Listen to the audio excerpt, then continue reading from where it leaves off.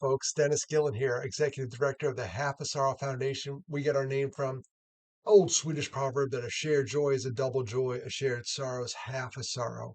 I want to share with you recently, I'm looking at my other screen here, an interaction I had on Reddit.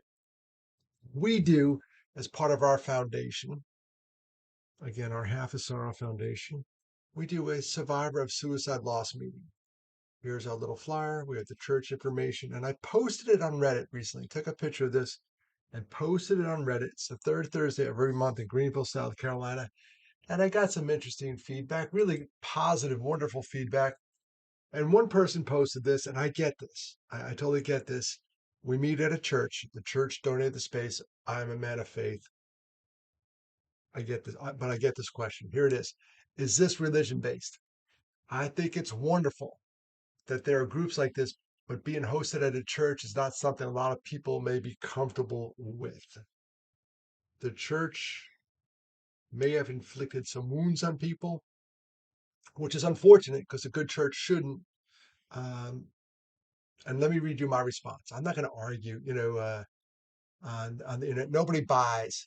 Nobody is ever influenced during an argument. If you think about it, you don't buy something. If you go to an appliance store like Best Buy and you get an argument over a TV set with the salesperson, uh, you don't buy it. You walk out pissed. It just doesn't happen. So nobody buys during an argument. I learned that in sales. So here's what I wrote. Here's what I wrote. First line. I get where you're coming from. I agree. What? You're supposed to be a man of God. I get it. I buried two brothers to suicide. I was mad at God at one point. Some people could be mad at God. God could take it. He could take it. I wrote him this. I said, this church is super cool and donated the space. I just needed a room. They stepped up. Pastor Karen Jones, right there. Reverend Karen Jones. Reverend, right there. She stepped up. Their church, this church is super nice, super cool, and donated the space. Their new motto is open hearts, open minds, open doors. I love that motto for a church. Open hearts, open minds, open doors. I think it's now, if they changed their name, it's now Open Hearts United Methodist Church. It used to be Fellowship United Methodist Faith Community.com plus tax. That's a big name. Open Hearts. We're going to change that soon. Um, their new motto is open hearts, open minds, open doors, which I love. I lost two brothers to suicide, and I was not exactly thrilled with God, especially after the second. So I get it. We will go where the group takes us. Now, granted, you're in a church. I'm not going to, uh, shove God down your throat. It's not the way to sell God. You don't sell God like that. You sell God with love. You sell God with love. And that's how it works. So just want to say, not everybody argues on the internet. And on the subject of church, as you all know, you may know, church attendance is going down. Not good. No bueno. And here's why. I'm a big, as a mental health advocate, I'm a big um, proponent of community. And you can't spell community without you in it. Shut up, Dennis. All right. So here's the deal. Everyone has to have a sense of belonging. So for the non-church goers of the group, again, we're not going to argue. There's no guilt here. Trust me. Um, no one ever wants to go to church because of guilt. Trust me, I grew up Catholic. That's why I used to go all the time. That's not a good reason to go. Good reason to go is a sense of belonging, and the message has to speak to you. So I now go. Let me just review my church life. Grew up Catholic, loved it. Went to Catholic school, and not so much there. The authority figures there, the nuns, wasn't too thrilled with them. So I grew up Catholic. So I attended Catholic church. Then first marriage, the woman was a Lutheran. And I don't have that many marriages. I don't need to figure. I only got married twice. So here, first marriage, we attended a Lutheran church. Then we moved to South Carolina. In fact, we had the boys in a Lutheran school in Chicago. So the Lutheran church was very kind to us, awesome to us. And the boys were in a Lutheran school. I moved down to South Carolina. The Lutheran church was far, far away. And we found a nice Presbyterian church where a lot of our neighbors went. And that was Newkirk Presbyterian. Scott Barrowman, my pastor there. Awesome dude. Now in Pennsylvania. Love that church. Scott left, and then I went over to another Presbyterian church uh, where Pastor Rhett Sanders was. I was coaching his kid in lacrosse. Went to his church. Loved that. So I was two flavors of Presbyterian. Moved to Greenville, a new area, and I went church shopping. And I actually like this. A lot of people don't like this, but I went, from church to church to church. Couple Presbyterian churches here. I did go to the Methodist church here, uh, Buncombe Street at the time. A couple Presbyterians, went over to Westminster Presbyterian. Um, just popped around. I ended up, of all those denominations, I ended up in a non-denominational church. You just go where it's spoken to. So I'd encourage you to do that.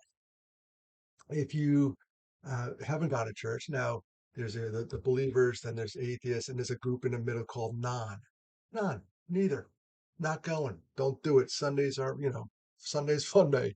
And I get that. I totally get it. I get it. It's a day you work hard, get 2 days off, you're just going to chill. But I would just ask you, if you're looking for a community, think about the church again. If you walked away, and you don't have to go to the one you grew up in.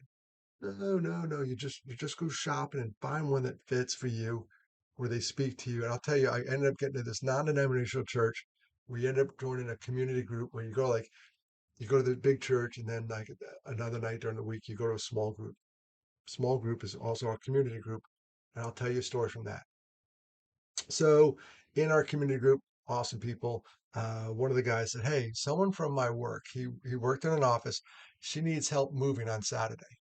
I look at my calendar, nothing on Saturday. It's cold, it's winter. I got nothing. All right, I could do this. I got a couple hours. I hate moving, by the way. Even myself, other people, I will make up excuses to get out of it, but there's no excuse. The calendar was blank. I'm looking right at it, like, oh, darn it, I wish I had something on there.